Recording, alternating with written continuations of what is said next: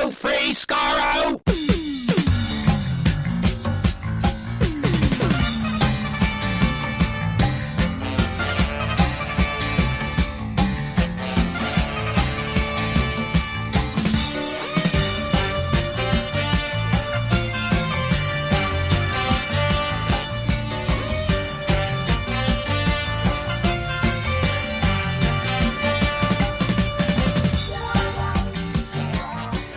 Hello, everyone. Welcome to Radio Free Skaro, episode number 920. I am Stephen in Edmonton. Morning, Vancouver. And Chris in Edmonton. On today's show, we talked to Paul Hayes, writer of Pull to Open, the great book about the birth of Doctor Who between 1962 and 63. Really good. So much so, it's a book, and I read it in 2 days, and I never do that. I never read books. You mean? Yeah, read, and I never read them in that short amount of time. I tore through that in preparation of the interview, so it's really good. Really good story, really good, interesting stuff in there. Like a lot of people. So this comes out on August 20th, and a lot of people for a long time assumed that this is the first day that they shot something for Doctor Who back in 1963, but it actually turns out, as you'll find out in the book, it's August 31st. Although on Twitter, remember Twitter? Still calling it Twitter, by the way. Yeah, it's the one thing where I think dead names are allowed. Absolutely. Yeah, and David Brunt, Doctor Who historian David Brunt, who is his own Doctor Who production diary is coming out towards the end of the year, it chimed in about how like it would have been ironic because, or fitting rather, that if August 20th was the actual day of the first ever recorded material, I think it was probably for the title sequence or something like that, it would have been fitting because this episode comes out on the 20th. But he says that it might have been actually that day that Brian Hodgson actually recorded the TARDIS sound effect on August 20th, 1963. So there. How about that? How about that? History in the making and right there. So anyway, that's to come in this here episode of Doctor Who, where you can find out teasers for the interview, how many Canadians were involved beyond Sidney Newman, and how Airplane, the movie Airplane, is connected somehow to the creation of Doctor Who. Yeah. Airplane as in the spoof or Airport Airplane as in whatever? the spoof, Warren. Airplane is in the spoof. Yep, all to come in the interview. But first, the news. What news? Well, there's Doctor Who news. Thankfully, we're not on Prime Video because they renew shows and then they cancel them, as they've done with Peripheral and the League of Our Own. So, just to give you a state of what the entertainment industry is nowadays. You like that? Well, you can't have it. Yeah. Cancel. Yeah, Chris, you were going to watch The Peripheral, and then you had it on your watch list. Now it's gone. It's on the list, and I'd heard good things from people. And now that it's done, I mean, I'm like, eh. I mean, Netflix has been the greater culprit in things like this, right? We watched the first 2 and a bit seasons of Snowpiercer, and then season 4 was announced and then canceled, despite being produced and marketed. It was made, and Netflix is like, yeah, we're just not going to show it. Oh God, just awful, yeah. You know. I think our enjoyment of the series had waned by that point anyway. Yeah, so that was just our out. Mm-hmm. It got Batgirled, is what you're saying. Batgirl had the lead character, lead actress change, which was a that's Batwoman. This is very important. I'm talking about the movie. They just outright wrote off. Yeah. Sorry, I got mistaken there. Yes, absolutely. Which, from accounts I've read from people who allegedly saw it anyway, like industry people, it wasn't that bad. No, it's a tax write-off. It's you're dealing with bankers here, so was it better or worse than The Flash, which bombed at the box office? I'm going to say something very apocryphal here. Here we go. I dug The Flash. That was a fun movie. Dug it to bits. I mind it. So yeah, go ahead. Sorry, Chris. We watched it and I'm like, that was fun. Cat's like, how could you like this piece of trash? Good old Cat. I mean, you're both right. Yeah. So, I mean, I didn't mind it. Like, I liked it more than I thought I would. I watched it Absolutely. By any means necessary. Let's put it that way. And so this is why the movie tanked at the box office. Because I don't want to like Ezra Miller because the person is kind of what I could tell allegedly a scumbag, but. Right. Well, they're quite good in the film. I have to give him that. And Michael Keaton, seeing Michael Keaton back in action, I know it's a member berry. It's just a walking member berry, but it was fun. Now, is it a good movie? I don't know if it's a good movie. Is it a fun movie? Yeah, kind of. It's kind of irritating to say that, but it is. Yeah. And I liked the twists. Like Kal-El never made it to Earth, but Zara did. Oh, having said that, could you please stop beating these Man of Steel things into the ground? We didn't like him in Man of Steel. We don't need to see them again for the millionth time. But anyway. Superman? Oh, yeah. I don't know. Yeah, is that what you're talking about? I never saw this. I like Batfleck being back. Briefly. No, sure. what I'm trying to say is, by the way, like, for the Flash. Even though they're trying to get rid of this lore, DC seems to have a love for this lore that nobody else shares. It's weird, like, isn't it? It seems to have this outlying importance that nobody else seems to care about, other than the fact they spent a pile of money creating it. Yeah, like I've yet to watch like Snyder Justice League or anything like that. Snyder cut, but you don't need to. It's all non-canonical in a couple years' time with Superman. I don't know what they're calling it. James Gunn has made a new film. Legacy or something. Legacy. Now it's Star Wars: Legends, etc. Yeah. Tiring. I'm tired of it. A whole new Lois Lane and Superman, Clark Kent, Superman. Yeah. We just watched the original Superman movie because The Incomparable did an episode about it, and spoiler alert, nobody liked it. But they're wrong. But you know what? Christopher Reeve was like perfect, and just like why do we keep trying to go back to the well? We already did it. You already did it great. Yeah, Christopher Reeve is perfect. It's the Wrath of Khan of superhero movies. Really Quit trying to remake this. Yeah, Christopher Reeve, because to put it in like Mr. Burns terms, right. Christopher Reeve is 103 years old and dead. Yeah, that's true. But so what? Let's AI him. There you go. They did in the Flash. But people seriously didn't like the original Superman. Yeah, a lot of people. Yeah, I mean, contemporarily. People? Yeah, well, you know what? Warren, you and I are in solidarity on this one for sure. I agree, and also the real star of the film is your grandfather driving the train. So there's that. My grandfather was driving the train. That's also, right. Yeah. The Donner cut of Superman 2 is far superior. You know what? We are watching because they're recording a follow-up, The Incomparable, for Superman 2. And when I was a kid growing up, I saw that movie. Obviously, I didn't see it from the very beginning because I saw, Mom, what's this? It's Superman. And so, okay, so I just assumed that was the Superman movie. And then I remember seeing a storybook with pictures of the first film. I was like, what is it? I don't remember seeing this in the movie. This is not in the movie. So I had no idea what it was. So because Terrence Stamp, I love Terrence Stamp. Even though I've literally only seen him in like 4 things, I love him. He was in this and The Limey, and he was superb in the Desert. I haven't seen that, but he was of course Chauncey Valorum for I was going to say 2 minutes. Phantom Menace, or is it for 5 minutes? In Phantom Menace, but he's also in The Hit, which is a good movie from 1984. And I'm sure you enjoyed him in Smallville as well. Never watched him in Smallville, as you can probably guess. But anyway, I'm looking forward to watching it. Yeah, I've never seen the Donner cut. I bought it though. I bought both that and Superman 2 on iTunes just so I have it. And nice. Can I go off on a small rant about Superman the movie? Which one? It's very small. About the first one? The 78 one. The right. 78 one. And it's a very small rant. But basically, here we go. My favorite scene in the whole film is where Marlon Brando, like, he goes to the Fortress of Solitude, and Marlon Brando explains what his destiny is. And all it is like 3 minutes of kind of cool looking for 1978 Starfield shots, and Marlon Brando narrating and John Williams music. It's perfect. Right. It's never been bettered as far as I'm concerned.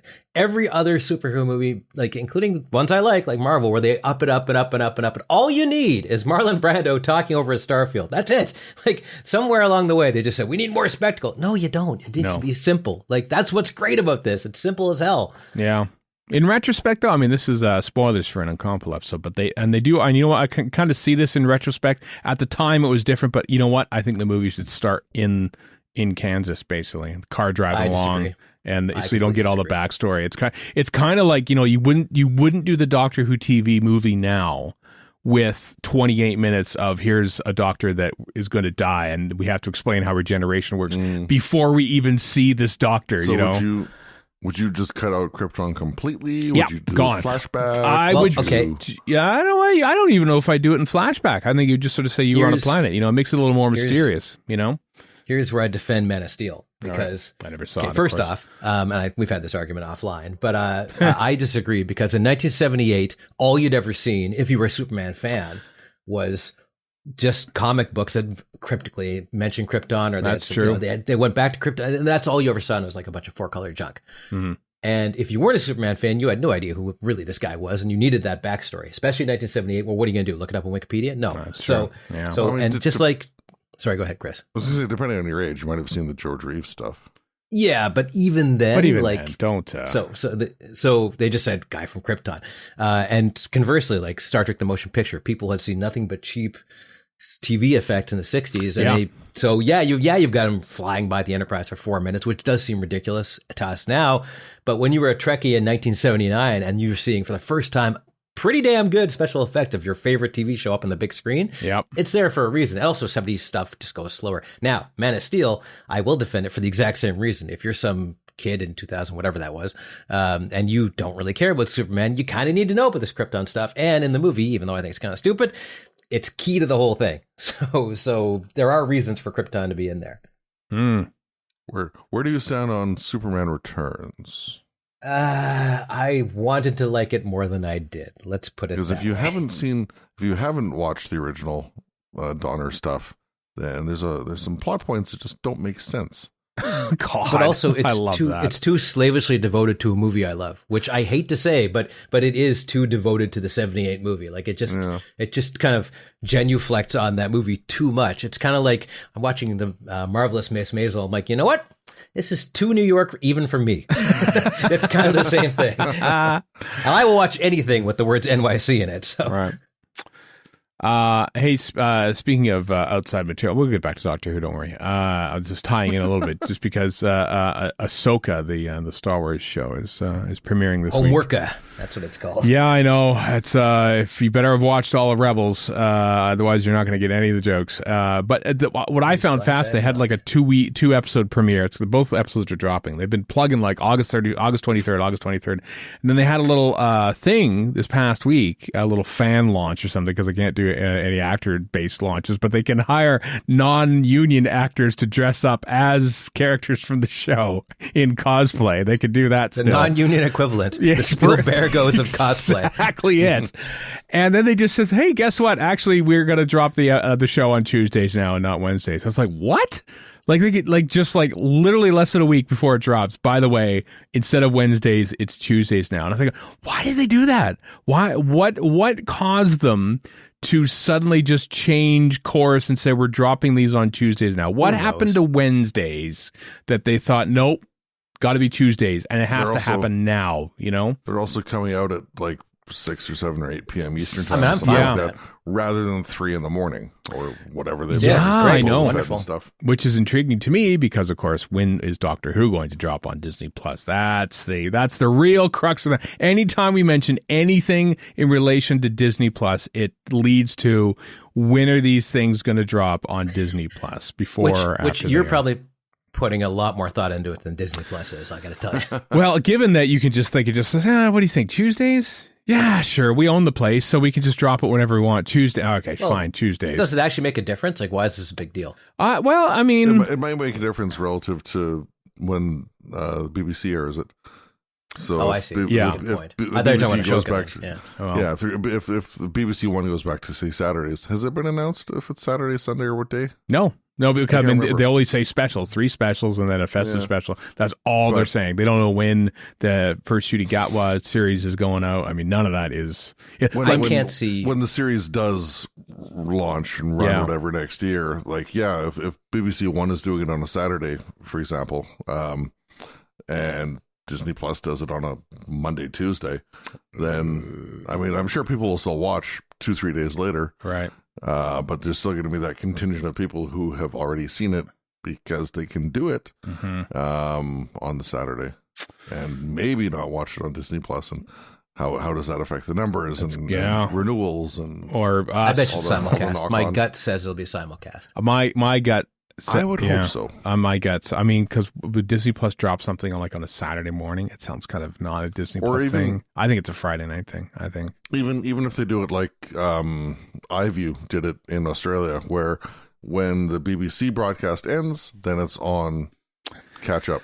Yeah, I don't know. Oh, maybe, yeah. I think Disney swings a bigger hammer than any of the other places that aired Doctor Who in the past, and I think they might be dictating things more so than, can we please have your program, BBC, you know? What you've done airing it somewhere between Ant and Dec and Strictly Come Dancing or something like that. That we've put money into, by the way. Exactly. And it's only one of the only things we can run thanks to this strike. That's true, too. By November, this might be they can run Ahsoka, obviously, but... I suppose, So what if Disney Plus runs it first? That's what I think is going to happen. Before BBC One. That just might be wishful thinking on my part, that it drops sometime. Maybe what is the Friday. likelihood of North America being ahead of the game? It seems unlikely to me. Well, it's Disney Plus. It's Disney Plus. That's the thing. It's a worldwide thing, and it's going more digital these days anyway, where it's less beholden to some premiere date than a drop date, you know? This is the if first I get test. early, I'm not complaining, to be honest with you. So. Yeah, well, you know who will complain will be the about 600,000 British people in the end, but which the Sun will make it look like there's 80 million British people who say, we're upset that Doctor Who's running somewhere else before it runs on BBC One directly after Country Files. We're all so upset. Bring back Don't Scare the Hair. Bring back 2 weeks of Don't Scare the Hair in 2009. Yeah. It's interesting. Every little release date announcement that happens for any show on Disney Plus, I'm like ears under the ground. Oh, how does this affect Doctor Who so well? Because that's all I think about. By the way, side note: those shows that happened before Doctor Who always make me go, "Oh yeah, that's why you lost your empire." That's that and the racism. Mostly the racism, but yeah, it was. Tumble was unwatchable. I'm sorry. Partly to do with the lead-in shows. Not that we would know Country anything. File is, I mean, Country File is an institution, but it's not my cup of tea. No. I still love Farm Crime just because the font is the exact same as The Prisoner. That's a CBC show. Farm That's Crime. a CBC show. That is you're talking I know, about. but Yeah. it feels like it should be a BBC show. Yeah. No. I just. I'm nervous. I'm still nervous about please don't wait until BBC is done airing it so you can put it on, because I just don't see Disney Plus saying, "Yep, it's going to drop at I don't know, 7:20 p.m. or so." You know, like the broadcast dates even on BBC One would alter by 5 or 10 minutes each way sometimes, and so Disney Plus is going to go, "Okay, we drop it now." No, they're not going to do that. And so the runtimes as well, and the runtimes. That's a little way less of an impact on streaming than terrestrial. I just kind of find it funny, Stephen, that the entire city of Yellowknife has been evacuated. Some of whom are in Edmonton now. Kelowna's on fire. Yeah. There's a hurricane heading for Los Angeles. Coming to Los but Angeles. A slight change in schedule for Doctor Who in November that you're not even sure is going to happen. That's what causes the stomach to start squirting. Well, I mean, it's something it's something small that I can focus on. You know. All right, fair enough. You know what I mean? It's like, how can I divert the tropical storm that's about to hit Los Angeles, California? You can't control Disney Plus machinations either. No, I can't. But at least I could look something up online. You know, it's like I suppose it's smaller stakes, Warren. It's sometimes we go for the smaller stakes. It's the midnight of worry, is what you're saying, as opposed to a little bit, Day of the Doctor. Yeah. Anyway, we wait and hope. 3 months away we are from the 60th anniversary of Doctor Who. And there's been no new Doctor Who at all this year. They've been busy making it, understandably. But actually, why don't we segue into it? Doctor Who Magazine 594 came out. And of course, all the news aggregate sites plucked all the stuff they want to talk about to put in the news lists. Good old Doctor Who Magazine, still breaking news and stuff, even in this day and age. A whole host of stuff was covered off, though. In Scott Hancock's production diary, he said that they wrapped on July 14th. I think that was sort of made public, but they said a short break and production follows for some, but the formal prep on the next series, the next season, begins in 3 weeks from then. So at the beginning of August, we're well into the actual formal prep of Ncuti Gatwa's second season on Doctor Who. Sweet. Yeah, I know. Well, that's intriguing because they're clearly just making Doctor Who. And if they are making these spin-off shows, then they've either made them in tandem at the same time, perhaps on another stage at Bad Wolf Studios or something with different crews, or maybe the same. I don't know, because it's a lot of work for one crew to make a whole series of Doctor Who and a spin-off at the same time. Or they're making that after. So this is the timeline of things is what's intriguing to me. If they've actually done some shooting on spin-off stuff, it's happened out of view of but do Doctor Who. Do we have proof other than RTD sort of sassing off about it? No, not really. No. A lot of speculation. I know David Tennant. David Tennant at a convention at some point says, he's talking about, you've only seen a tiny bit of what they're actually doing because the stuff they're shooting, behind closed doors in the studios will blow your mind. So like the spin-offs, those mosquitoes from the Dubai episode, right? Yep, all on the volume or something like. I don't know what they don't have the volume there. I don't think, but there's the mention by RTD about Yasmin Finney having recently wrapped as well. Yeah. So is that a Rose spinoff? Is that pickups? Is that ADR? Or could just be her popping into the Surigawa season because that's what RTD likes to do is have people leave and come back and leave and come back. So that's what I think happens. Or more. Could be more. Yeah. Rose somehow carries on. Rose being Yasmin Finney, not Billy Piper. Yasmin Finney carries on in that show, perhaps. Interesting. Well, yeah, because all the Tennant stuff wrapped July last year. Yeah, so. a year ago. So yeah, they put out a new image. BBC Twitter account posted a new image that was previously only available in the Radio Times, but there it is. It's David Tennant's Doctor in the street dodging a car or something like that. New image. So exciting. What times. does it mean? Nothing. It's him dodging a car in the street. Yeah, it's dodging a car in the street. Yeah, probably from the episode where Neil Patrick Harris is in it. I can't remember which one that is. It's the third one, right? Is that the giggle that he's in? Is it the giggle? Yeah, I think so. It's the giggle. No, so, yeah. Is it? Yeah. There's the Star Beast, the giggle, and what's the Wild Blue Yonder in the middle? Which is the one where they've purposely redacted everything about it. You know nothing about that episode, apparently. Yeah. Well, that's. I think the last time we heard anything about it, they were still doing post and effects and whatever. Right. But here's what happens that episode. Right. The Cyber Lords return. They come down to the 14th Doctor. They say, yeah, that was a mistake. And then they take their Gallifreyan fin thingies on the back off. And then they just go off, wander off in the sunset. And that's it. Toodaloo, they say. And it's like 64 minutes of that. That's pretty impressive. Yep. Yeah. Yeah, people have speculated that Ncuti Gatwa actually shows up in that episode. That's why they're not showing anything of it. But well, that'd be the musical episode, obviously.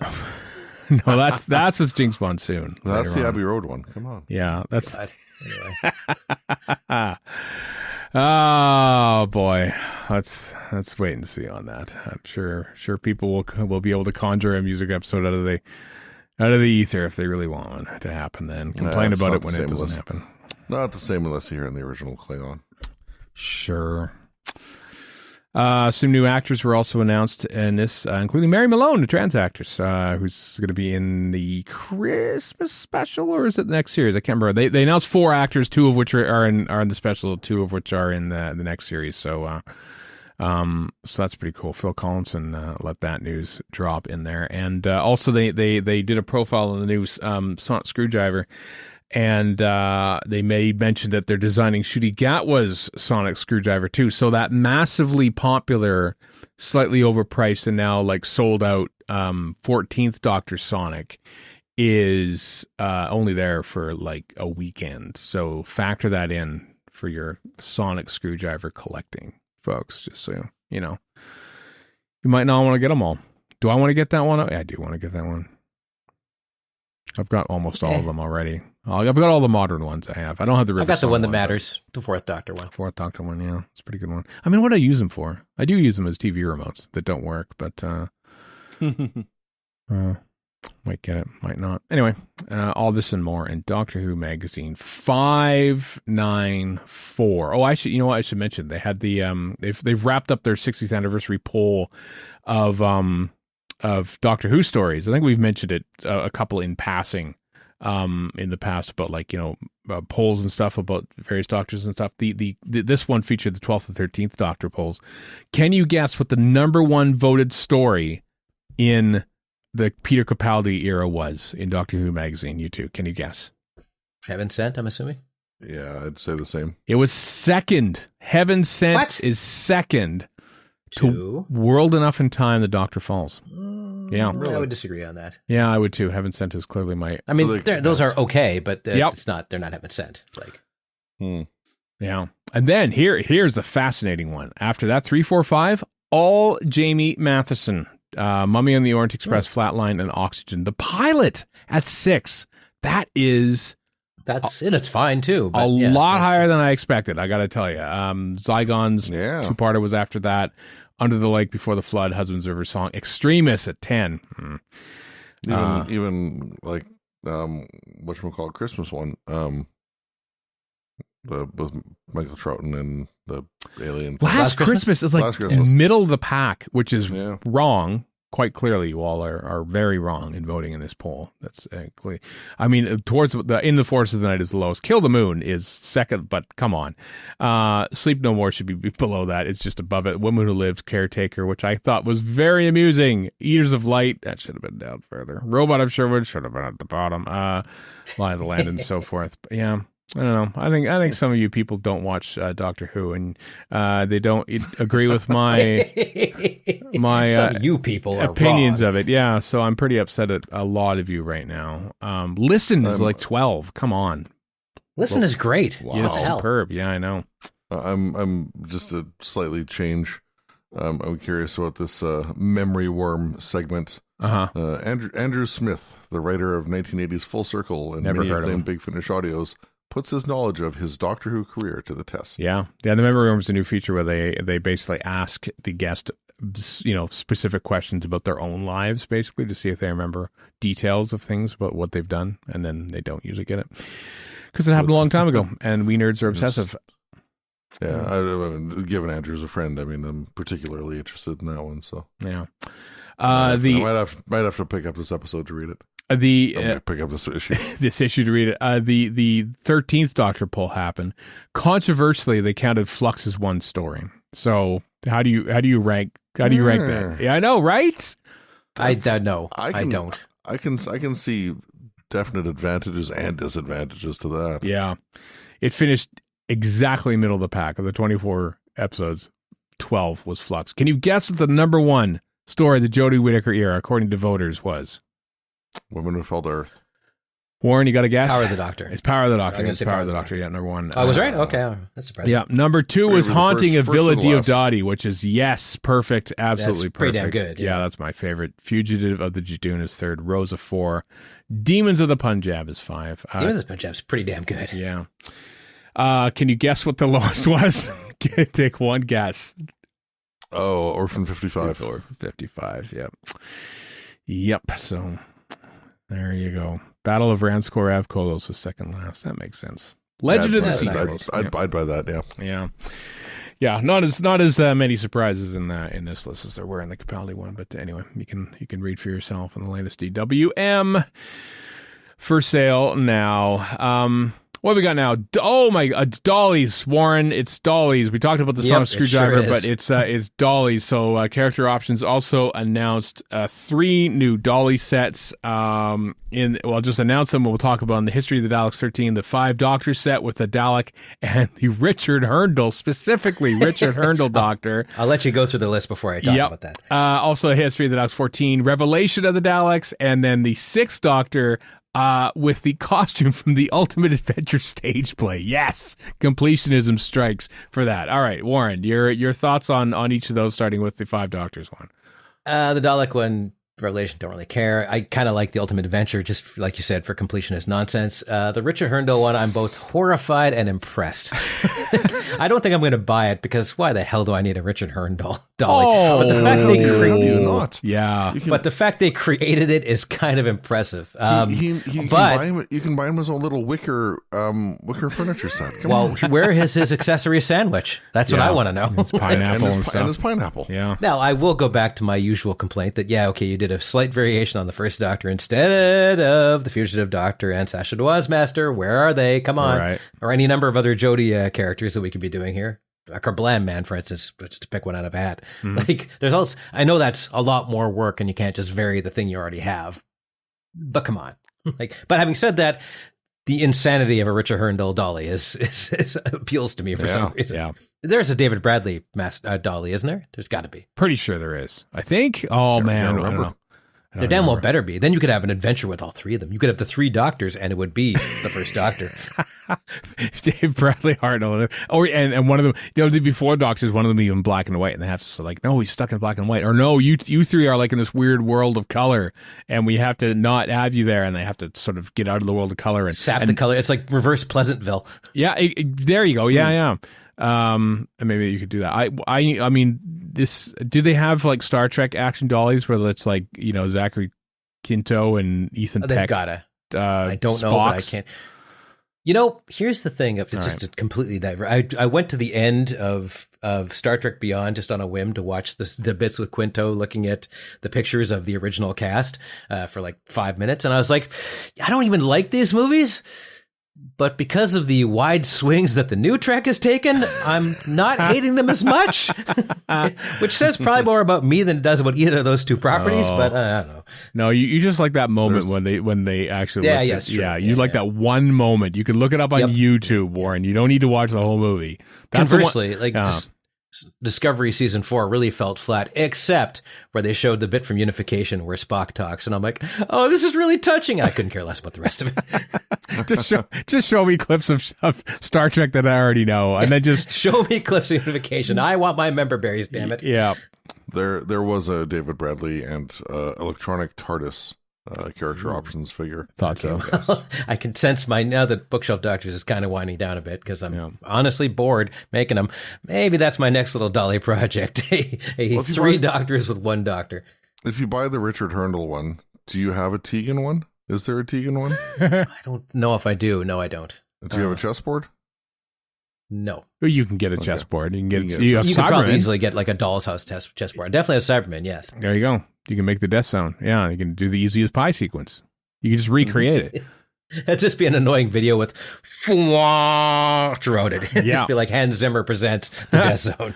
Hans Zimmer. I want to. Side note: Hans Zimmer. Yeah, I wasn't sure if we wanted to put that in there, so I didn't. Recently bought or now co-owns Maida Vale Studios. I think they were gonna tear it down or something. Maida Vale was the location of the BBC Radiophonic Workshop back in the day. And they were going to sell it off or something like that, but Hans Zimmer stepped in and bought the damn thing. Zimmer. Well, yeah. I got to give him credit then, because as much as I find either he does really good scores or the same old stuff, like depending on what the movie is, at least he did that, so that's good. And he also did some of the music for Doctor in Distress, so there you go. Oh, well, there you go. So he's making up for that sin. Yeah. From what I understand, he also subcontracts a bunch of his work. And most composers do. That's like dirty little secret of film composition. Almost all. John Williams doesn't, and that's like one of the few who doesn't. And it shows. He's pretty good at it. Anyway, so there you go. I hope that given that we have a Sixth Doctor stage play one, I want to see a Trevor Martin Seven Keys to Doomsday action dolly at some point. I want a David Banks. Where's our Brian Proudfoot? Where's our Evan Warwick? Our stunt double. I want our stunt double. Our Gordon Craig as Patrick Troughton one. I don't know if Spaceballs ever released stunt double action figures, but if anyone did, it would be them. That's true. Were there action figures in the first place? It wouldn't surprise me if they did put out action figures. They must have done back in the day. Well, maybe not back in the day, but certainly there's all these hipster places that build action dollies for things that they Prisoner Dolly, for instance. Yeah, Prisoner Dolly. Yeah, exactly. Yeah. Yeah, some of those are bespoke though, and they don't count. No. And just a quick Google search. Yeah, there were definitely Spaceballs action figures with kind of like Star Wars Kenner-esque packaging. Nice. Actually, like back in the day, in the late 80s, whenever that was, or I'm not sure, but made to look. I'm just doing like the retro ones. made to look. Yeah. I'm just looking at like Google images. So there's like President Scroob, and there's Dark Helmet, and there's the ape, and there's yogurt, and some other ones here. I haven't watched that in a while. Unpopular opinion, I never really liked Spaceballs. I was never a big fan of it either. No, my favorite. I love it. My favorite line, which I won't say here, is when they're combing the desert and the stormtrooper who says that line. Yep, that's the one, and that is Tim Russ, who of course goes on to be Tuvok in Star Trek. That's right. Voyager. Yeah. So there you go. There's your trivia answer. I don't know. So, okay, complete aside, but I was just combing through a bunch of stuff. I watched the end of Born on the 4th of July. Wayne Knight and William Baldwin show up. Neither of them are a big deal yet. I'm like, what? Where'd those guys come from? And Lily Taylor's in it. Also not a big deal at the time. Wayne Knight was also in JFK. That's true. But that was before JFK. And Jurassic Park. Yeah. Having just seen it for the first time recently, I can tell you that Wayne, he was in Jurassic Park. Anyway, actually, you know what? I know I only buy one doctor figure per each, although I do have a second Jodie one because I wanted the regeneration set. My favorite Daleks are the cream and gold Daleks from Revelation, and they look pretty. Yeah, but I won't buy them. Won't buy them, even though I like them. I've got one, so man. Yeah. Well, you probably have the Remembrance of the Daleks one. These are ones from Revelation, which are slightly different, Warren. I think you'll find. So. Well, here's how much I care. Yep, that's about as much as I care. Okay, perfect. Moving on, kids. Moving on to what do you got there, Chris? Just before we move on, sure. I haven't watched this, but at the bottom of the articles, or in the articles and the links in the show notes, there's the little video that almost always accompanies things. Aldur. I don't remember them doing the Remembrance like landing craft, but it's there very prominently in the thumbnail. Is that an actual one, or did Aldur from Character Options like just have one like made? It's like a personal custom one. Might have to watch the video to find out. Well, he never meant. I scrubbed through it and they never focused on it, so I don't know. Oh, okay. I hope if they have it, that's awesome. That is pretty cool. Yeah, and if they don't, then that's teasing. So it's got to have a Hand of Omega in it. It's got to come with like a crane that you can lower it down, and you totally don't see the exactly the cables when it lands in that episode. That was a really cool moment. They actually built a full size space shuttle to land. It does look pretty rad. I have to say. 1988. Yeah. This is fun news. So the BBC announced that a newly remastered series 1 to 4 Blu-ray of Doctor Who is coming soon. This being, uprez stuff of the first 4 series, which was for the most part was made in SD. It's so far, like with everything when it comes to Blu-rays, it's only available in the UK. I'm wondering if this will even be available in this part of the world, or is this just tying in with the big giant series 1 through 13 release that is coming from the BBC shop that both Chris and I have pre-ordered for like $200, because that also promised, because the documentary that they mentioned here, the special new thing with RTD and David Tennant, is also appearing on that set. So I feel like North America is getting the full box set, and maybe the UK is getting this. I don't know. And also it says newly remastered, newly upscaled, whatever. Yeah. But how does this differ from the Blu-ray release of Eccleston's Year or the Tennant set? Yeah. Like how? Maybe those are now each a few years old. Yeah, and I'm sure technology has improved to a degree in that time. Mm-hmm. But I don't know. I already own the Tennant set. I definitely wouldn't be buying this anyway. No, especially with buying the whole New Who run up to the end of Whittaker. Mm-hmm. But yeah, I'm just curious how this compares.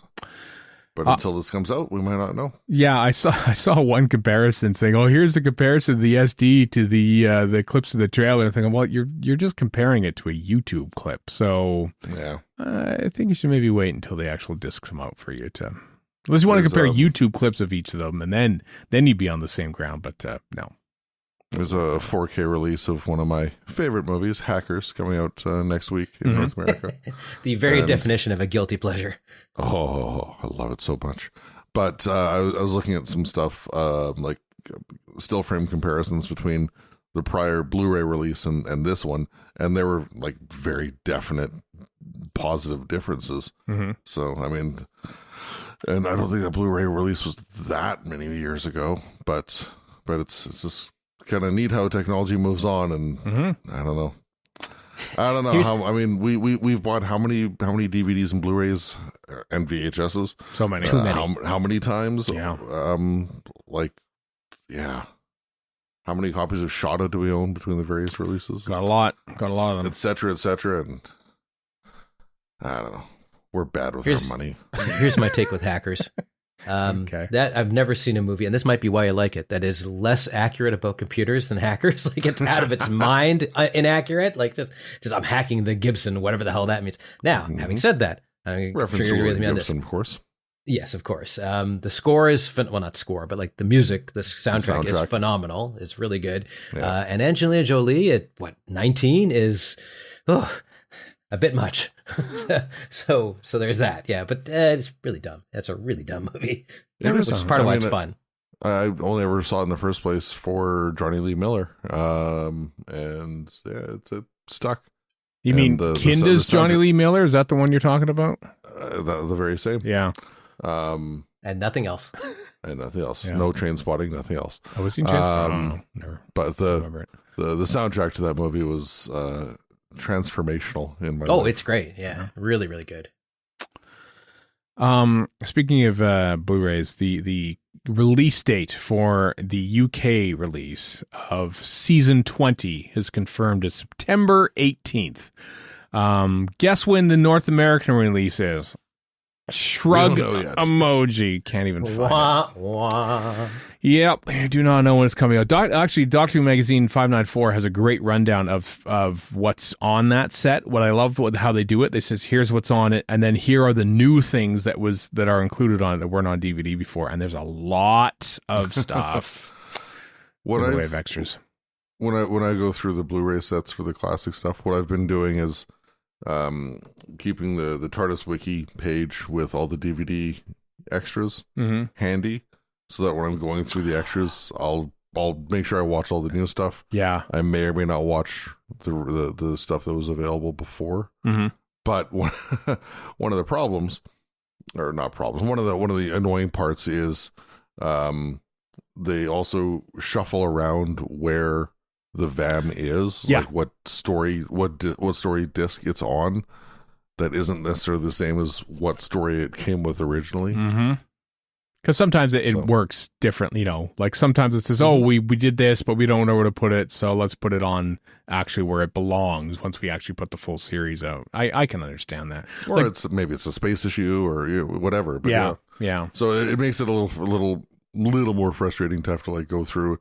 And so, it's not on the Kinda disc on the Blu-ray, but it was on the Kinda DVD kind of thing. You know what would help with that?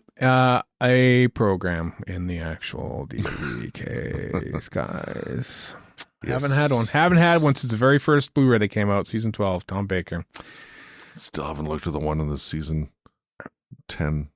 Season 9, rather. Yeah. Set. Oh, yeah. UK one. Yeah, they have that. It's a glorious looking book. Just PDF. Have it as PDF. You have so many other PDFs on there. Put the book in there. Put the book. That's all I'm asking. I mean, you're already halfway done anyway. You know what? Make them available for download. I would love it. I'd love it. There, BBC, whoever's making these, Russell Vinton, PDFs of each of the guides. That's all I want. I don't need them in print. Just you obviously made a PDF because you had to make a thing of it. Just have it for download. We can download them. We can look at it. It'd be great. Russell Minton, the next time I see you, I will buy you all the drinks in the world if you do this. No, this is their response. Don't. You're a terrible negotiator. I don't care about negotiating well. I'd be just happy to have this stuff, especially if there's a way to retroactively release those for the ones that have already been. Well, like I said, PDF download. All it is downloading. Send them a WeTransfer link. Here are all the PDFs for all the things. Terrible negotiator, great briber, though. Yeah, but this is not how it works. They, as a loyal fan, Chris, I feel they owe us. All right, that's all I'm saying right now. Oh, yeah, you've been playing the entitled fan card. Totally okay, did. That's totally gonna work. Totally did. That never fails. I deserve this thing that you put your hard work into. Me, give it to me. Yeah. Last bit of news. All right, Steven Shapansky Levine.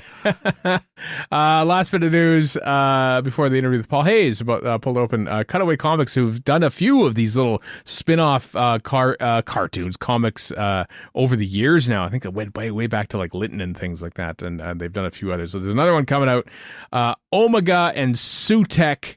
With a whole host of extras. There's a bonus added value DVD or BAM DVD, which includes a brand new commentary for Pyramids of Mars with Philip Hinchcliffe, Gabriel Wolf, and Justin Johnson, the moderator. So that's kind of cool.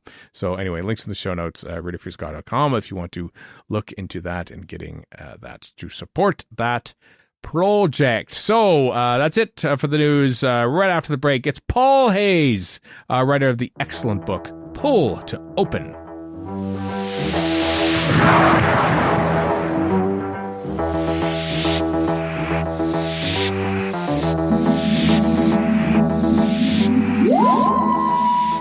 Our guest today previously wrote The Long Game, a book about the long journey to bring Doctor Who back to our screens in 2005. So it seems only fitting that in this, the 60th anniversary year of Doctor Who, he follows up that acclaimed effort with Pulled Open, 1962 to 63, the inside story of how the BBC created and launched Doctor Who.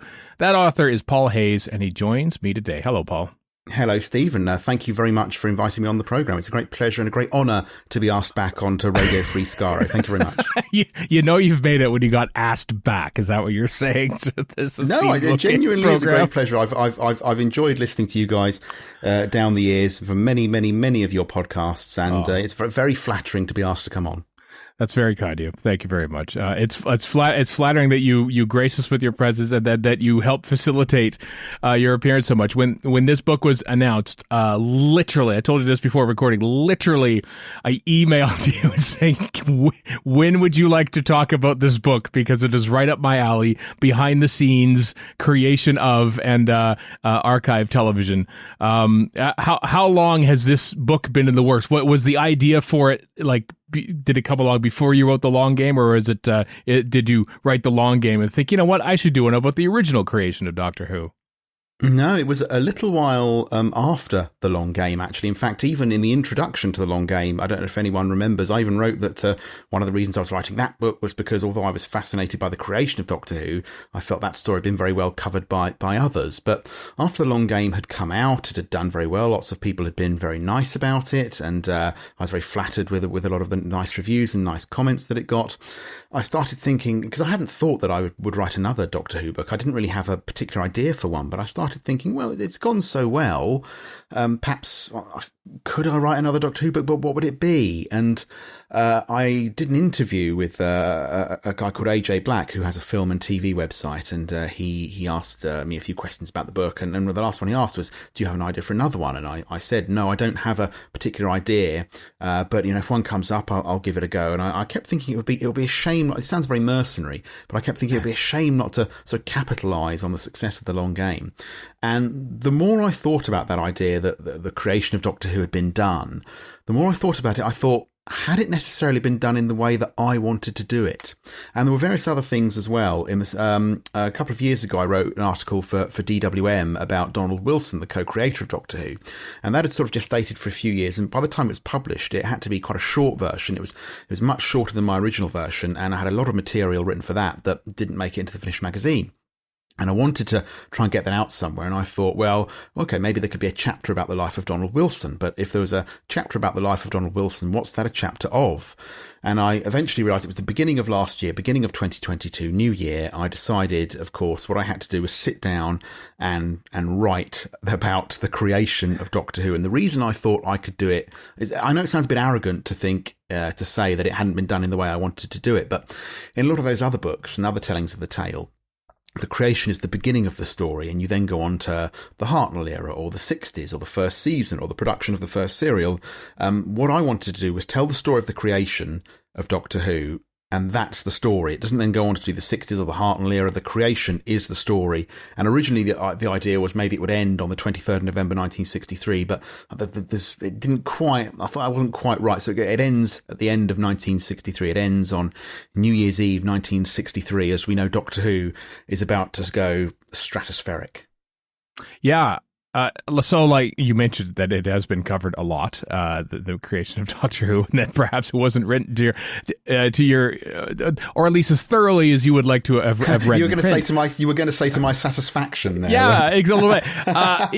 But I mean, the long game it was covering a bit that actually hasn't been, bandied about in the press for the last 50 to 60 years. So how did it take a while for you to sort of like, well, say I can't do that because that's what David J. Howe did in this book, and I can't do that because this is what Doctor Who magazine did in this. Like, did it take a while for you to sort of arrive at the story you were going to tell and the way you were going to tell it? No, not really, because it felt like I was telling it in a different way from a different angle, and those things were all terrific sources. Obviously, one of the big differences between this and the long game is that the sheer practicality of the fact there's far fewer people around to speak about it, sadly. I mean, for the long game, I did over 30 new interviews. For this one, I only did 3 new interviews. I spoke to Waris Hussein, Carol Ann Ford, and Bernard Lodge. I also had an interview I'd done for radio 10 years ago with Brian Hodgson, so that was another interview of mine that I already had. But a lot of it was from archive sources, Doctor Who magazine interviews, newspaper interviews, BBC oral history interviews, those kinds of things. And then obviously lots of documentation, because the advantage it had over the long game was that with the long game, I couldn't have access to internal BBC documentation. But of course, for this, those files at the BBC Written Archive Centre at Caversham, that wonderful place, are accessible to researchers. And I was able, I did look at the early Doctor Who files when I was researching Donald Wilson's life a few years ago, but last year I was able to go back again and have another look. And the long game was important as well, because I wanted to kind of do for this what the long game had done for that 96-03 era, that a lot of people had seemed to enjoy, sort of explaining not just that things did happen, but why they happened, why these people were in these places at this particular time, how things were made at the BBC at that time, how the BBC kind of worked at that kind of time. One of the things I attempted to do with the long game was imagine someone who had no conception of how, if an alien landed and needed the intricacies, the Byzantine intricacies of the BBC explained to them, to try and do some of that. And again, that's what I tried to do with this as well. So it was very much trying to give that wider background and context that people had enjoyed with the long game, and bring in, some of the wider social and cultural context as well, things that were going on. Obviously, you can't go too deeply into that, but just to give a flavour of the world of Britain in 1963 into which Doctor Who was born. Yeah, that was one aspect that I found quite fascinating, is, the Profumo scandal, which carries on for pretty much the entire gestation of Doctor Who. Yeah. What the Beatles go from, popular-ish local band to, on the verge of taking over the world by the end of the year. John F. Kennedy, obviously we sort of follow him because their stories intertwine. Was that always a thing too, where you want to sort of like give the public scope of what was going on when this in the back boardrooms of the BBC, Doctor Who was sort of being created? Very much so. I wanted those kind of totems of the 60s.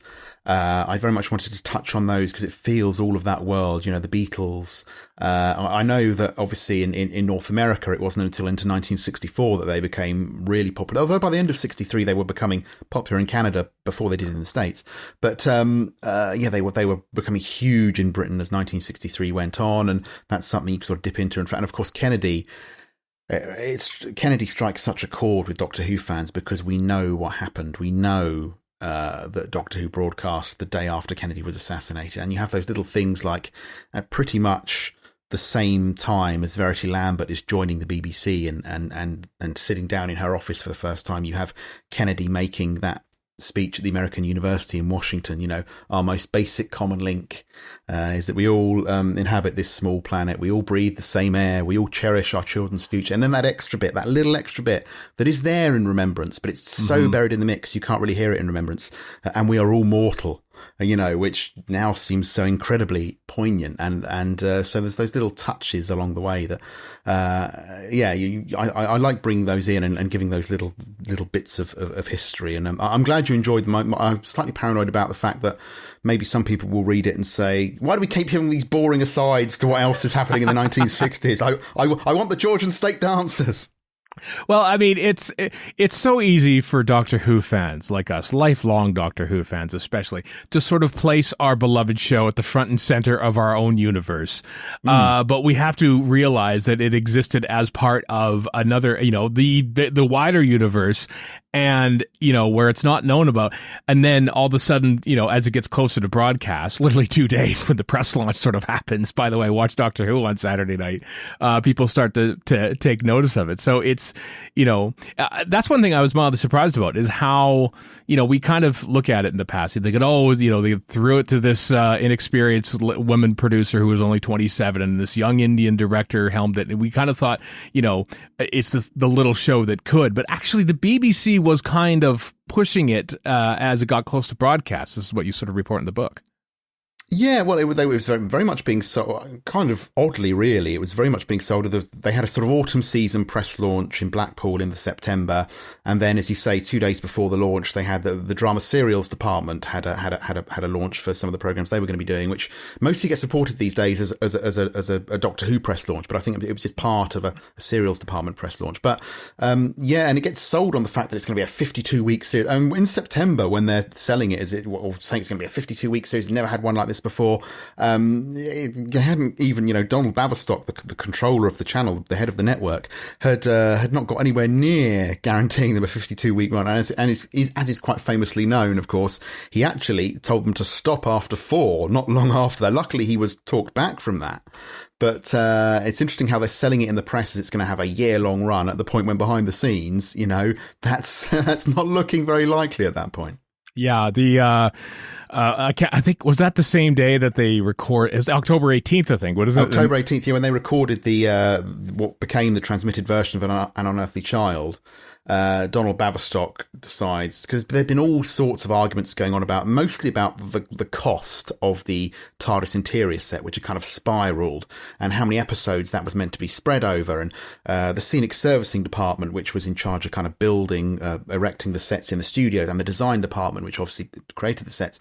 They had all sorts of concerns about, this was completely derailing everything in the BBC, but the cost thing was the main thing. And Baverstock, it was his last day at work before going on leave for 3 weeks. And he sends this memo saying, don't make any more than the 4 you're already making. We can't really afford to do this. Yeah, maybe we could look at maybe carrying it on, but stop after this 4. Don't do any more. I'll see you in 3 weeks. While I'm off for 3 weeks, think of something cheaper to do. That's paraphrasing a bit his note, but that's basically what he says, yeah.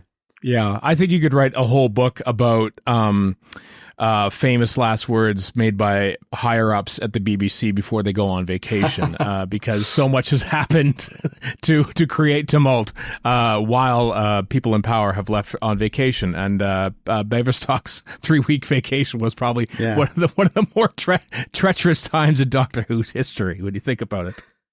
But he was talked back from it, and he did agree eventually. I mean, by the time the show went on air, so the day before it went on air, he'd agreed. He'd gone as far as he eventually gave him 13 initially, and then by the time it went on air, he'd given them 26.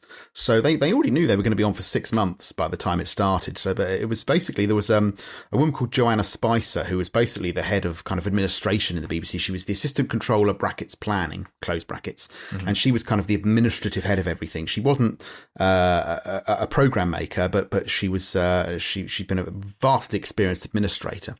And she's sometimes looked on as being a bit of a villain in the Doctor Who stories, if she was trying to cancel it as well. I mean, it's clear that, she was quite strident in her views and spoke plainly about, when there are issues and things. But in the Doctor Who Origins documentary, for example, Verity Lambert, it's quite clear that, Joanna Spicer actually, was very sympathetic to her point of view and said, yes, I understand why you're spreading the cost of the set over this many episodes. And yes, that makes sense. And yes, so in those 3 weeks while Donald Baverstock was away, Donald Wilson, the co-creator of Doctor Who, and Verity Lambert, the producer, they kind of went into bat for the series, and they sort of sat down with Joanna Spicer and various others, and they worked out how they could make it cost effectively. And by the time Baverstock came back, Joanna Spicer was saying to Baverstock, yes, basically we should give them 13, and her opinion was very respected by all the senior figures in the BBC, and they said, okay, well you can have 13 to start with, and then, as I say, eventually 26, and by the end of the year, sort of the last day or two of the year, they're given up to 36. So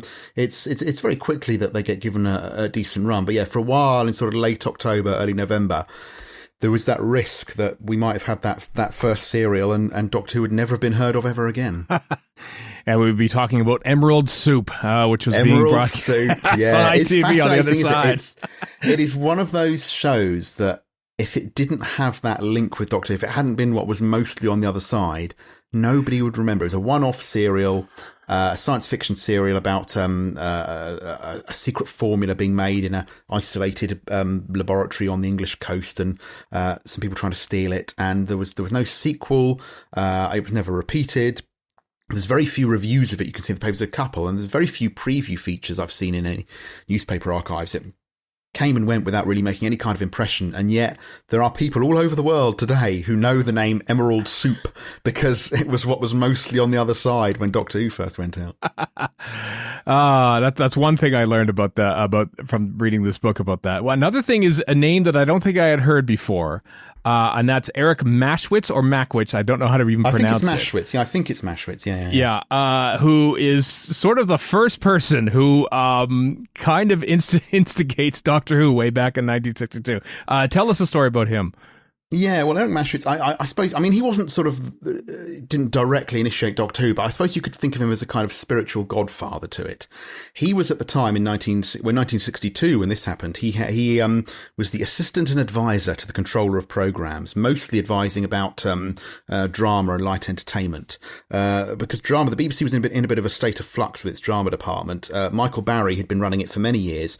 He'd gone off to be the controller of programs at the New Irish television station. And the BBC obviously wanted Sidney Newman to come and take on that job, but his current employers, ABC, that's the British ABC, not the American or the Australian one. Mm-hmm. They didn't want to let him go, so there was lots of contractual wrangles about that and whether he would come. So there was a long period, over a year, when the BBC had no head of drama, and a guy called Norman Rutherford was doing it on a kind of acting basis. But Eric Maschwitz, so he was a sort of senior figure advising on drama and light entertainment, and he'd been the head of light entertainment. That ridiculous expression that gets used in Britain. And Eric Maschwitz himself allegedly once said, he hated that expression, light entertainment. He said, well, what's the opposite? Heavy entertainment? Dark entertainment? But to this day, that light entertainment is still a phrase that's used in the British TV industry. But so anyway, sorry, Eric Maschwitz. So he had a kind of wide, kind of loose brief to sort of advise on possible new programme ideas and just advise the controller generally in these areas. And in March 1962, he sends Donald Wilson, the head of the script department, a memo. We don't know why. We don't know what had prompted this. Possibly because he knew ITV were planning a new science fiction anthology series. We don't know. But he sends Donald Wilson a memo. It's literally just a couple of sentences saying... why do sci-fi programs always have to be 6-part serials? Couldn't they be one-offs or anthologies? And so basically Donald Wilson commissions some research. Because of Eric Maschwitz's interest, he commissions the script department's survey group to do a couple of reports into science fiction. A couple of the script department members, Alice Frick and Donald Bull, they do the first one, sort of looking generally about science fiction, its themes, why it's popular, how it could be translated onto television. And then Alice Frick and another person called John Braben, they did a sort of follow-up report looking at specific maybe science fiction works that maybe could be adapted. And although that research doesn't lead directly into Doctor Who, it was clearly picked up and used the following year, because those reports and the correspondence around them are some of the very first things in the Doctor Who file at the BBC, Doctor Who General 1963, the first Doctor Who file at the BBC Written Archives Centre at Caversham.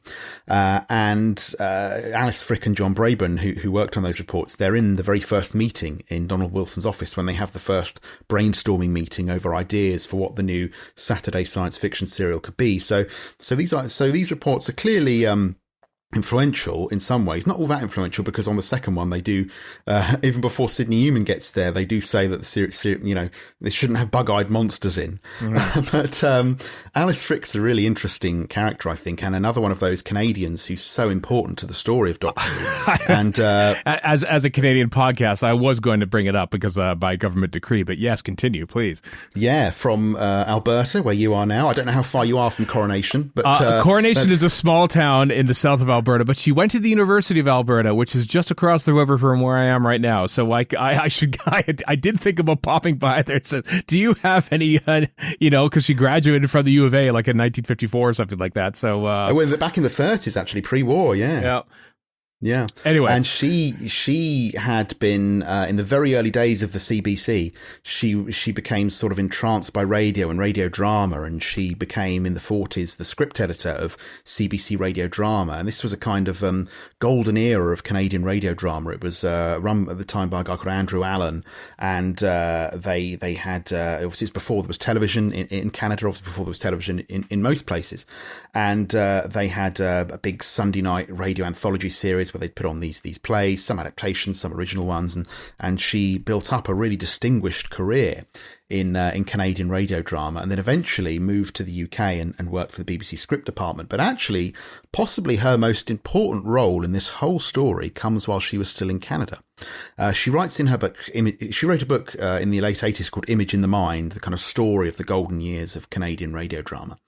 And in this book, she talks about how in the mid-1950s, this script came through from one of her readers, and it was by an English migrant to Canada, a guy called Arthur Haley, and it was about an airline flight where a lot of the passengers and both of the pilots are incapacitated with life-threatening food poisoning because they all have the fish. And there's a passenger, George Spencer, who flew Spitfires a decade earlier, and he's the only one with a chance of landing the plane.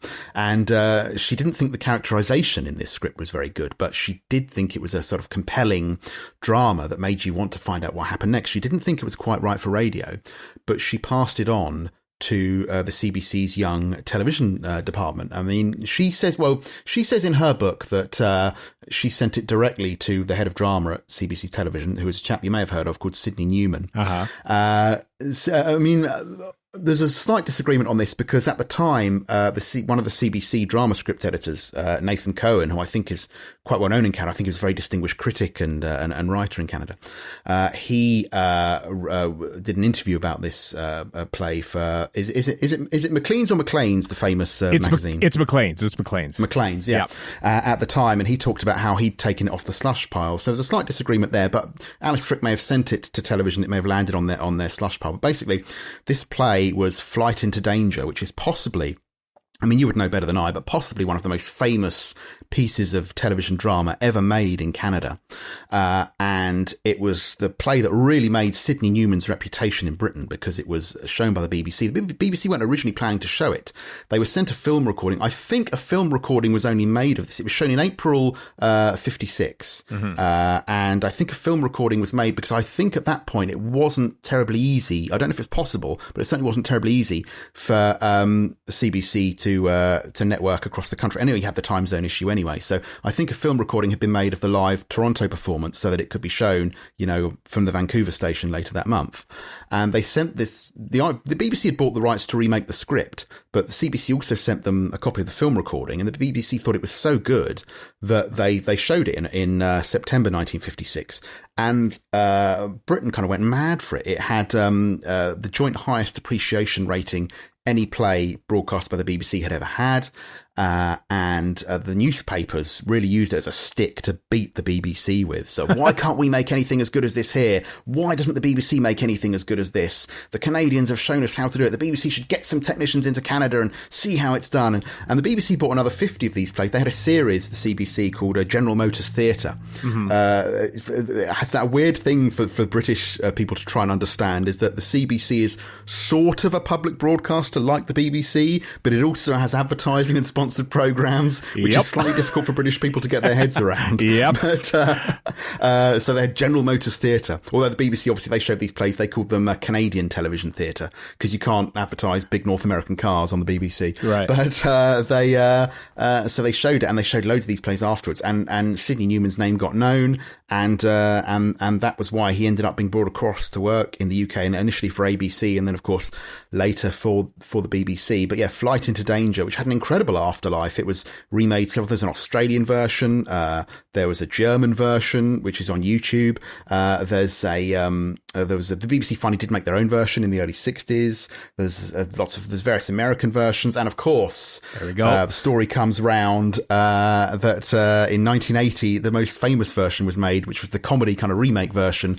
called Airplane. But it all comes from Flight into Danger, and I thought, even though it's kind of tangential, it was such an important part of the story, and I've kind of heard so much about it down the years that I thought I really want to see this. And so I wrote to the CBC archives and said, is it possible to buy a copy for research purposes? And I didn't expect anything, and they did actually sell me a copy. So God bless the CBC. Oh wow! Okay, that's amazing. Actually, I would love to see that. I mean, think about that, kids. When you're watching Airplane, the possibly one of the funniest movies ever made.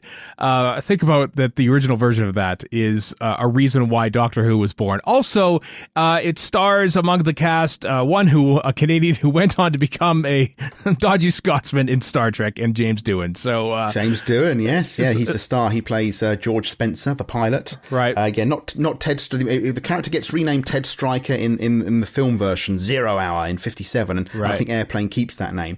But of course, the thing about Airplane is coming round. It also stars another famous Canadian actor of the same generation, sort of as James Doohan, Leslie Nielsen, doesn't it? So it does. It's funny how those connections keep coming round. But yeah, and the interesting thing as well, one of the interesting things I was sort of surprised by and hadn't really thought about before. Obviously, Sidney Newman comes over to work in the UK. Lots of directors come over at the same time. Alvin Rakoff actually came over before him, started working with BBC. He obviously later married Jacqueline Hill. Ted Kotcheff came over in that sort of tranche as well, and obviously was later romantically involved with Verity Lambert. And there was a whole kind of Canadian mafia who sort of took over a lot of British television drama. And it didn't really occur to me, because you'd think, obviously, that they want to move to a bigger television industry. And you think, well, why didn't they move into the US television industry? And as a British person, I never thought about this until I learned, of course, that it was actually much easier for them to come to the UK, because at that time, especially, if you were a citizen of a Commonwealth country, you had full British citizenship rights. Basically, you could come and live and work in the UK without any restrictions whatsoever. If you were a citizen of a Commonwealth country, you were basically regarded as a British subject. So you could come over and do whatever you wanted. Whereas, of course, something I hadn't really appreciated was that it was actually, you would know much more about this than I am sure, it's much more difficult or it was at that time, it was much more difficult for Canadian people to go and work in America than it was for them to come and work in Britain. Yeah, it still is. It absolutely still is. So, yeah. That's a shame that it changed in the mid to late 60s, because had I been more enterprising in my youth, maybe I would have exploited that Commonwealth connection between Canada and the UK. But sadly, it was gone by the time I was born. But another aspect of this book that, I mean, Donald Wilson, you already mentioned, and how really he should be given co-credit for creating Doctor Who. I mean, it's sort of creation by committee that Sidney Newman sort of helmed, but Donald Wilson's role in creating Doctor Who is fairly important, isn't it? Oh yes, very much so. And obviously, it feels like a slightly impolite thing to say on a Canadian podcast, but it does feel as if he's been very much kind of overshadowed by Sidney Newman down the years. I mean, it doesn't seem as if he minded this particularly. He doesn't seem to have ever kind of courted the publicity, as it were. Mm-hmm. But it's a real shame with Wilson as well, in that I spoke to one of his daughters a few years ago when I was researching the piece I did about him for Doctor Who magazine. And he was alive until it was 2002 when he died. He was 91. And by all accounts, well, by her account to me, he was fully, compos mentis and with it right up until he died. And yet fandom never caught up with him. There was never any kind of, feature interview with Donald that fandom got hold of him. And Stephen James Walker, the well-known Doctor Who researcher, he told me that he tried to track him down in the 80s and was told that the BBC told him that Donald Wilson was living in retirement in Scotland, which was actually completely untrue. But and frustrating as well, he did a really in-depth oral history interview for Bectu, which is like a film industry trade union over here. They did an oral history with him in 1991, talking in great depth about his film career in the 30s and all this kind of thing. And although they go into his BBC time, they must have just not been aware of his connection to Doctor Who, and he doesn't bring it up. So you get towards, I remember listening to this in the library of the British Film Institute in London, getting towards the end and thinking, they're not going to talk about Doctor Who. They're not going to talk about Doctor Who. And so it's so frustrating. But he really seems to have played a central role. There's a kind of great missing month in Doctor Who's history. You get sort of March 1963 when they first sit down and decide there is going to be a science fiction series. What should we do? They sit down, they have a meeting, they discuss various ideas. A writer called C.E. Weber is tasked with taking these ideas and coming up with a format. He comes up with this format, which is actually much more like Torchwood or Doomwatch than anything Doctor Who would ever become. And Sidney Newman decides, no, that's not very good. And then you get to kind of mid-May and suddenly Doctor Who appears. And we have the time machine, and we have the police box, and we have the Doctor, and we have the title. Although title possibly may have been Mr. Who for a short period, or that's probably someone getting it wrong. But the very first title that appears anywhere in the paperwork before Doctor Who is Mr. Who. It's from someone who wasn't really involved in the process, so it might just be a mistake. But it's also possible that it was Mr. Who for a while. But whatever it was created at some point in April 1963, and we don't really know how, or no sort of paperwork exploring that process really survives. We do know that the first person ever to really, from a historical perspective, try and dig down into how all this happened was Malcolm Hulke, actually, when he was working on the Making of Doctor Who book, which came out in 1972. And so in 1971, he was looking into this, he was researching how Doctor Who came about, and he got in touch with Donald Wilson and Sidney Newman. And he did the only interview I know of with Donald Wilson about Doctor Who. The interview doesn't survive, but Malcolm Hulke tape recorded it. It was a telephone interview. He tape recorded it. He had a transcript of it typed up. And when he found he had conflicting information between what Sidney Newman was telling him and what Donald Wilson was telling him, he actually sent a couple of pages of this typed up interview to Sidney Newman, and they survive in Sidney Newman's papers. And Graham Burke found this when he was researching his wonderful edition of Sidney Newman's memoirs. And Graham very kindly sent me all this correspondence between Sidney Newman and Malcolm Hulke. And basically what it is Sidney Newman, first he says to Malcolm Hulke, "Yeah, it was all me. I created it. It was all down to me. I don't mind telling you. It was all me." And then Hulke writes back to him and says, well, Sidney, Malcolm Hulke knew Sidney Newman. He'd worked for him at ABC. He'd written armchair theatre plays for him. He'd written the Pathfinders in Space serials for him. So he did know Newman. He said, well, Sidney, the thing is, you've said this, but I've spoken to Donald Wilson and he says this. And what Wilson basically says in his interview with Hulke is that he and Newman created it together. They sat down, they discussed together what this should be, and between them, the idea of the teachers and the schoolgirl and the Doctor and the time machine, all kind. I mean, Wilson says that the kind of the bigger in the inside than the outside thing came from Newman, and Wilson does give a lot of the credit to Newman for the ideas, but he also says Wilson it reads kind of casually on the page, but in this transcript, Wilson says, the title, as I remember, I came up with. And Hulke sends this to Newman, and it surprised me, actually, because we think of Newman as being very protective of his status as the creator. We all know the stories about him wanting to sue Trivial Pursuit in the 1980s for saying Terry Nation had invented Doctor Who and wanting his name added to the titles and all that kind of things. But when Hulke sends this, what Donald Wilson has said to him, he's actually quite conciliatory, and he says, oh yeah, actually, maybe Donald did do that. Yeah, I'm not saying I came up with the title, but so certainly Donald Wilson's claim is that he and Newman sat down and came up with it together, and when this was directly put to Newman by Malcolm Hulke, Newman doesn't dispute it. So I think perhaps, there's no question that without Sidney Newman, Doctor Who would not have happened. It would never have come to be. But I think also there is a good argument for saying without Donald Wilson, we would never have had Doctor Who either. Yeah, even at the time, I'm just thinking of, when they needed to come up with a pseudonym for the actor playing Quillian in The Rescue, they chose an amalgam of Sidney Newman and Donald Wilson, Sidney Wilson as the credited actor. So back then they must have realized, okay, here are the two people that created Doctor Who. But as you say, Wilson never put himself forward as being someone, creating Doctor Who. It seems to be he's the Raymond Cusick to Terry Nation's Daleks in this, and that there's a person who is probably equally responsible, but not getting anywhere near the credit that he probably should be. Although I think Cusick liked to put himself forward a bit more. There are memos, aren't there, in the files about him feeling a bit sore about the whole thing. As well. bringing us back to Emerald Soup for a moment, the writer of Emerald Soup, Martin Woodhouse, earlier in 1963, he'd been involved with a proposal for a time travel puppet series for the BBC called The Time Travellers. And the makers of this, or the proposed makers of this, company called Zenith Films, they've been trying to sell the idea to the BBC, to the children's department.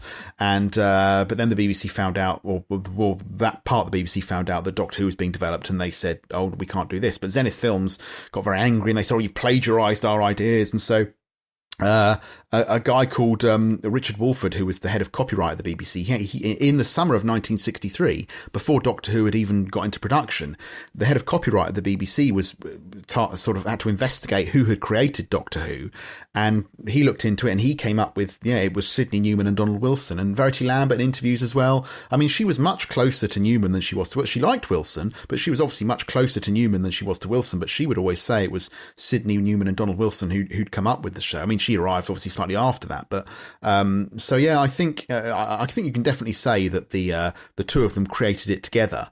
And I think without either one of them, we wouldn't have had the show that we ended up having. But there's a huge number of people who obviously, without a huge number of people, Verity Lambert, David Whittaker, Terry Nation, Delia Derbyshire, Ron Grainer, without any of these people, we wouldn't have had the show that we know and love. But without them, we would have had some sort of Doctor Who. It might only have lasted 4 weeks. It might have been a disaster. It might have not been remembered at all, but there would have been a Doctor Who. But without Sidney Newman and Donald Wilson, there would have been no Doctor Who. I like that. I mean, it's amazing how much actually survives in the written archive, and memos and back and forth, and pay discrepancies and all that. I do find it somewhat charming, though, that the actual genesis of the show happened sometime in April, and no memos are kept. The actual concept of the name TARDIS is sort of lost to the mists of time. Who named the show Doctor Who is also kind of like a fuzzy thing. I mean, it's somewhat romantic, but is it frustrating when you're writing a book about the definitive creation of a show, when some of those massive tent poles of the actual show's history are kind of vague?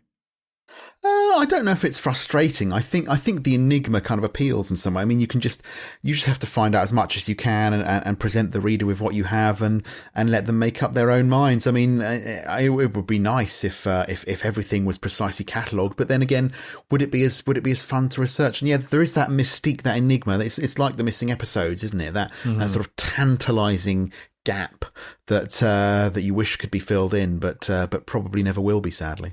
Yeah. Was there, I mean, there's a lot of stuff that I learned in this book that I've read a lot of histories over the course of my fandom. Was there any notable stuff that you found during the research of this book that you had never sort of seen or heard from before? Well, I mean, there's no kind of, if people shouldn't come to it expecting a kind of everything you thought you knew is wrong kind of book. Right. Because, as I say, hopefully it's giving a bit more detail and a bit more background and context than some of the other books have been able to. But, there are a few bits and pieces. One of the things that surprised me that I hadn't really thought of before was how much work was being done to the episodes after they were shot on the Friday evening, because we have this idea that it was absolutely all as live. They went into Lime Grove on a Friday evening. They pointed the cameras at the four of them for 25 minutes, and that was it. But there was actually more of, I guess, what we'd call these days post-production going on, I think, than a lot of us think. And there's a memo from BBC Enterprises, the part of the BBC that sold programmes around the world, from November 1963. Complaining about the fact that they're going to have to start making their copies from the final videotape versions. What they'd wanted to do is they wanted to make their film recordings, and what it seems they had been doing for the first few weeks was they wanted to make their film recordings directly out of what was coming out of Lime Grove on a Friday evening. So not have any intervening generation of videotape, going straight from the output of Lime Grove onto a film recording, cut that together, edit that, sell that abroad. They didn't want to make it from videotape because they regarded it as an undesirable step down in quality. And I mean, maybe when you see the CBC technical reports really laying into the quality of the film recordings they got. Maybe they were right. Who knows? But anyway, they so there's this memo that complains that they're going to have to stop doing this, and they're going to have to make the film recordings from the finished videotape versions because of discontinuous recording, i.e. making bits of it out of order, but also because too much sort of post-dubbing work and things is being done. So, I mean, there was always an editing session booked for after every episode. They had the recordings on Friday evening in Lime Grove, and then the following Monday there would always be an editing session in the evening where they would cut the episodes together. And obviously, it was done as live to a degree. They were doing long as live takes with as few recording breaks as possible. So it was to a degree being done as live, but it does seem that there were, and there's also things like there's a memo from Mervyn Pinfield reminding the directors that you must specify which portion of the recording you want film recorded to use as the recap next week, because it won't always be obvious in case of retakes and discontinuous recording and things. So I think I'd always kind of, like a lot of us, had this image in the mind of them just sort of going and doing it in 25 minutes as live and then going home, whereas it seemed there was more. I'm not saying that they would be, obviously they weren't able to edit to anything like the degree we do now, and most of the actual performance was being done as live, but there was more being done to the episodes afterwards, I think, than we generally think about happening in 1963. Yeah, one of the things that that struck me, I've always sort of like wondered why do they always make a 75-minute recording block, 8:30 to 9:45? Why that exact amount of time? And because, as you state in the book, that was an equity thing. It was a union thing where you could only record something for up to 3 times as long as the actual finished production. Isn't that right? Yeah, equity, the union. I think they were still coming to terms with sort of pre-recording and discontinuous recording. They'd been quite anti all of that to start with. And equity was a very powerful trade union in the UK at the time. And they could really sort of bring productions to a halt if they withdrew the labour of their actors. So there were all sorts of agreements with them. It's why, the UK didn't really. Well, it's one of the reasons why the UK didn't really go into making series on film like they did in America, because Equity insisted that their members get sort of full feature film rates for going on film. So you could only really make film shows in the UK if you had an American sort of co-production or distribution deal like the Avengers eventually got. But they also they didn't like discontinuous recording, doing it out of order.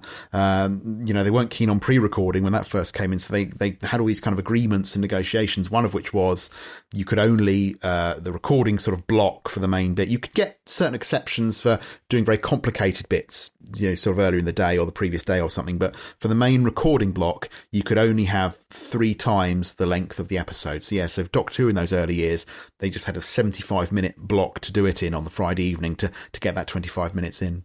See, this is the fascinating bit about where, how you paint the picture of what's going on in world events, but also what's going on in the industry at the time, about how, BBC live or live to tape, Sunday night dramas were seen as prestige, whereas like film productions were seen as cheap.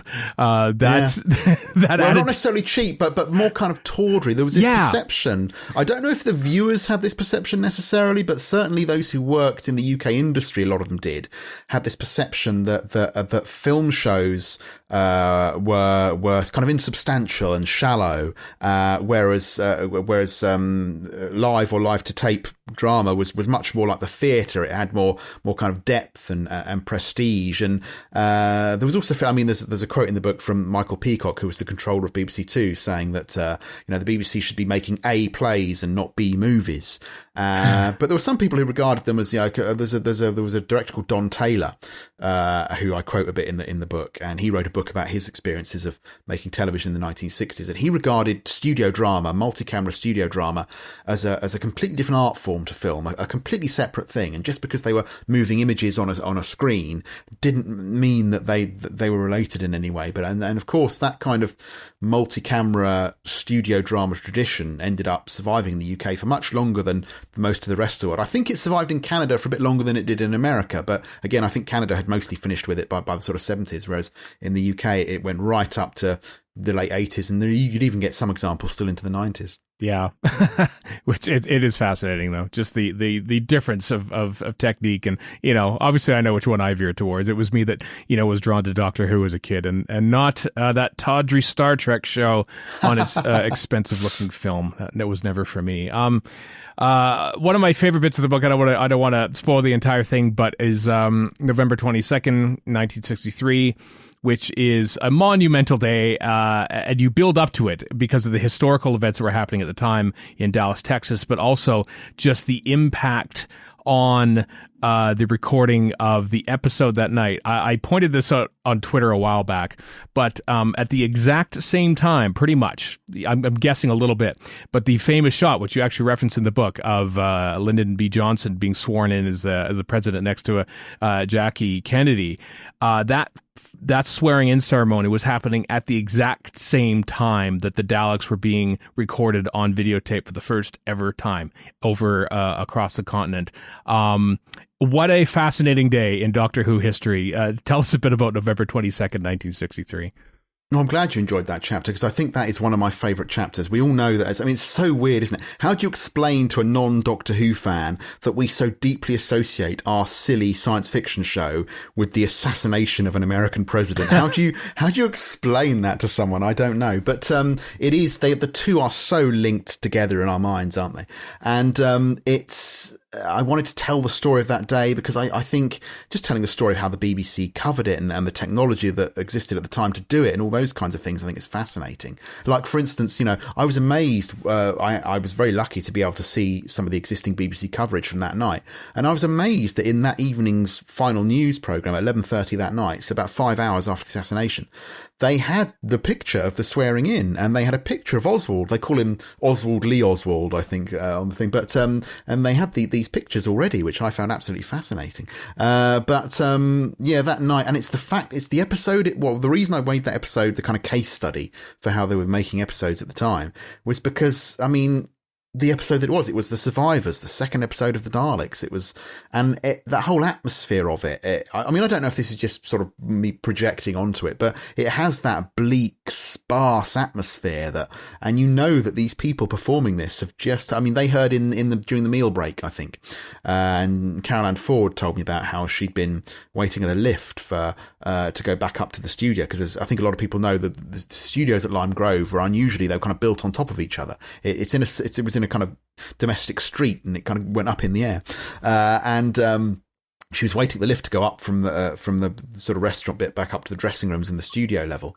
And someone came running up and said, Kennedy's dead. And Verity Lambert on the DVD commentary for that story talks about how they were all in the bar, I think, and they were all telling jokes. And someone said, Kennedy's been shot. And so she was waiting for the punchline because they'd all been telling jokes. She was, okay, well, where's this joke going? And so you're able to kind of build that into it. And the big UK TV awards were taking place that night. Waris Hussein was there, and in his diary, which luckily, while we were putting the finishing touches to the book together, Patrick Mulkern published Waris Hussein's diaries on the Radio Times website, so we were able to quote from those and reference those. And he writes about going to these awards and it not really sinking in, and the person at the coat check saying to him, well, what do you know? And it's extraordinary, and I found it really fascinating to write about that day and what happened in terms of what was on the BBC and then making Doctor Who, and because it is all so tied in with the beginning of Doctor Who, I really felt that I had to kind of write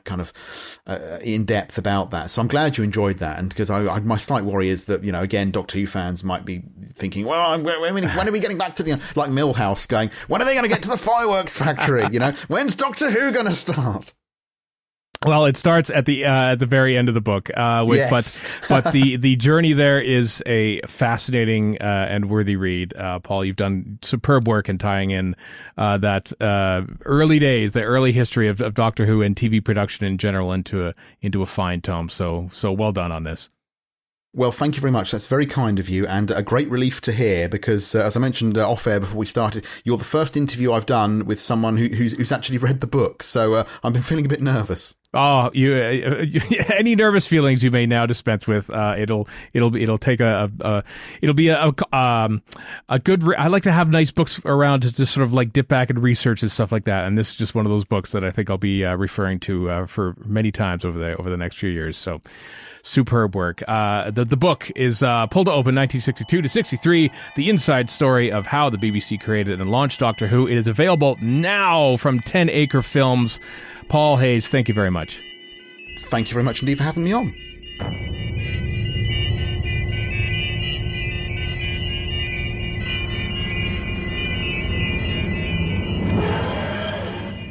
Thank you, Paul. I heartily recommend that book, by the way.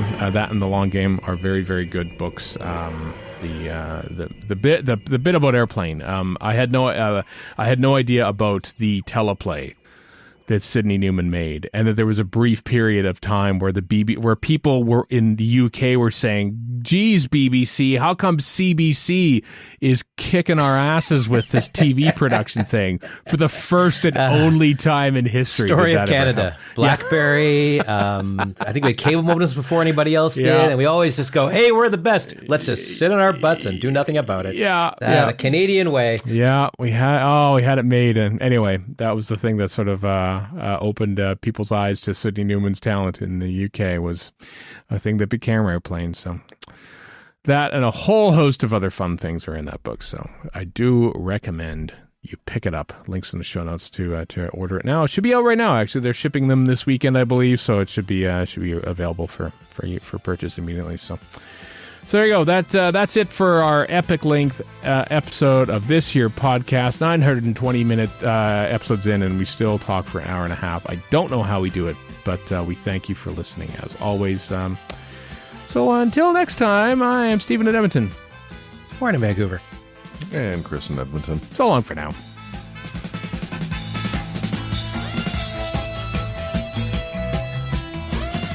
You've been listening to Radio Free Skaro. Find us online at radiofreeskaro.com. Follow us on Twitter and Tumblr at Radio Free Skaro. Subscribe to us on iTunes and donate to the show at patreon.com/Radio Free Skaro. Thank you.